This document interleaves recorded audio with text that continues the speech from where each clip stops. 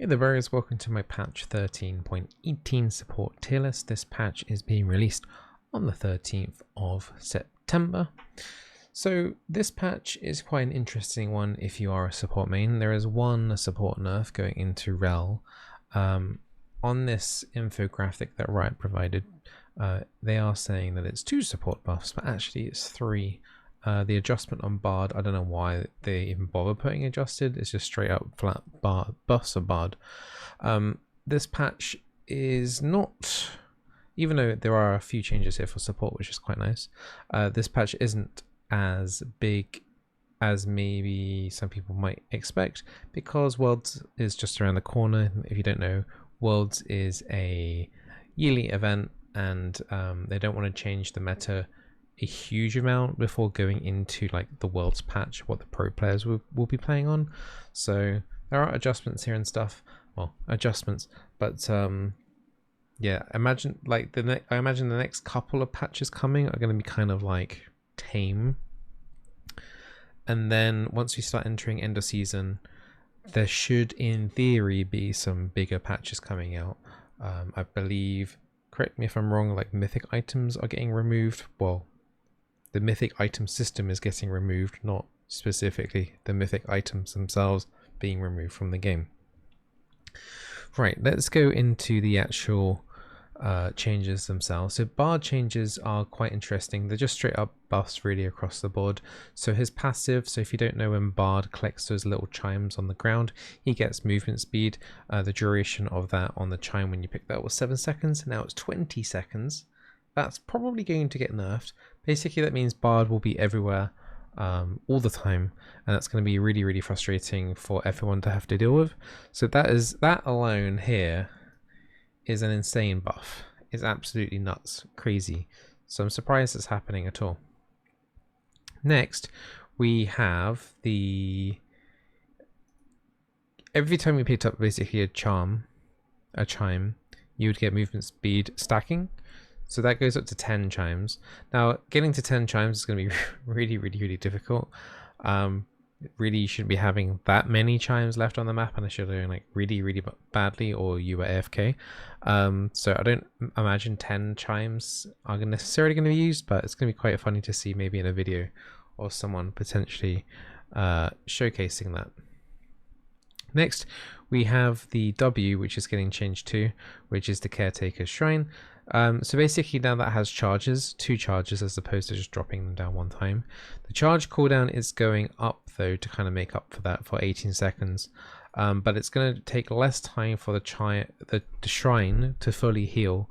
So you put it down on the ground, and then over time the heal packet, or whatever you want to call it, when you walk over it, is a bigger heal. So for 10 to 5 seconds, it's actually quite a significant buff, because it means that when you're putting them down in more of an emergency situation, you're going to get a maximum heal effect way sooner than you would normally do.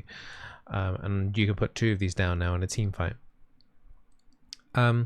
Shrine movement speed bonus has gone down though to kind of like make up for that. So you probably will still be putting your points in W second, because they did nerf the E second quite a while ago. I think maybe a couple of years ago. So I think Bard's build has always been QWE in the last year or so, but this is kind of like solidifying that a little bit more. So you won't get the maximum movement speed bonus until you put a maximum amount in, but the movement speed should be a little bit faster because now they're adding an AP ratio to it. So this 30% will be like, I don't know, like 35-ish, maybe a bit below that.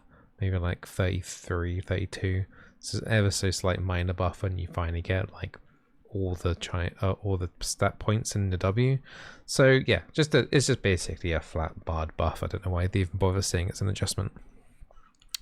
Going into Rel. So they are nerfing Rel a little bit. I still feel like she's still going to be fine. They're mainly nerfing her though because of jungle. They say she's been played equally as support and jungler, but really the main issue has been jungle, and they want to nerf that because they don't want to see too many roles being played in pro play. So they're nerfing the movement speed from her E by a little amount. So engaging on Rel is going to be just a tiny little bit harder. I feel like her crowd control lockup overall is still going to be significant, but that's something to keep an eye on when you are playing Rel. Next, we have significant interesting buffs on Senna. So passive no longer reduces critical strike damage by 8.5%, so crit strike Senna is now potentially back on the menu. Expect content creators to go, oh my god, I don't believe these crit buffs are on Senna. Yeah, there's going to be videos on it. I might make one, screw it. But yeah, this will get people to try Infinity Edge Senna and move into maybe more of a crit build. It does naturally also increase her power because she does naturally get crit chance every time she picks up 20 souls anyway. So Senna technically stronger. In solo queue, that's a huge boon, especially when you are talking at high ELOs like Emerald Plus is when you start seeing people that are actually mechanically viable on playing Senna. So yeah, so crit Senna could be quite an interesting area to move into. Also, interestingly, I think that's the wrong graphic for the W. I think that's a Q, isn't it? But anyway, maybe I'm wrong. Last embrace. So the route that happens, so when you W a target, after a short delay, there's a circle AoE. That circle AoE now counts as a stack towards your passive. So if you don't know, you need to hit an enemy champion twice in order to get a soul from them. Even though the W AoE doesn't technically do damage, it's gonna count towards as like hitting them. So it's gonna be weird, and see, you probably will get like maybe 1 or 2 extra souls. It's not uncommon to say like, you know, more than one person gets rooted by the Senna W, but yeah, this is nice. It's just nice Senna buffs across the board, and they're doing something very similar here to Thresh too. They're increasing the soul strength on his shield from 1.5 to 2, so they're increasing the soul value by about a quarter. Thresh won't pick up as many souls as Senna usually, but it's still just a nice little buff for Thresh. I personally kind of like generally doing W buff second, and they're also buffing it because the world's both to play and to watch. So Thresh is a fun one to watch. Riot's like, yeah, Thresh is fun to watch, let's buff him. So yeah, it's not a significant buff, but it's like it's enough to like you know, push his win rate just a little bit. I'm surprised they didn't do like a little bit more to increase his pro play. Kind of showcasing, maybe they could have like done the base values up by like +10 across the board or something as well, which would have been quite interesting and nice for like the earlier laning phase. But no, this is like nice support buffs overall. For once, supports aren't really getting shafted in the patch, so that's pretty nice. I think also like stuff like Xayah here is getting minorly nerfed on her E here, for example, early on. So do note if you are playing Rakan Xayah like in the bot lane, Xayah is going to be a little bit weaker, especially with that base health going down by 30 level 1. That's got a bit of a kicker. So she's going to be more vulnerable early on in the laning phase. Now what you've been waiting for, the actual tier list itself. Not massive adjustments, because at the end of the day, this tier list, so the patch hasn't like changed a massive amount. Like if you actually look at the list of changes for all the champions, it's definitely one of the least changing kind of patch for a while. So not a massive shift, but just to kind of like reiterate where some of those champions that we talked about are. Bard was in tier 4, he's now moved up into tier 3. Where's he gone? Bard's got, what, am I going crazy? Bard should be in tier 3. Oh no, Bard's in tier 4. What? No. That's a mistake. That is an admin error. But yeah, Bard should be in tier 3. I think the amount of he's going to be able to roaming around is actually going to make him viable in the lower ELOs as well. I think in very high ELO, I think he's going to actually be probably one of the strongest support picks now, from roaming capacity alone. So Bard is probably like tier 2 if you're diamond. Plus, Bard in this tier list is generally catered towards like iron to emerald. Bard is tier 3, so I'll clear that up for the next tier list, but Bard is definitely tier 3, so sorry about that.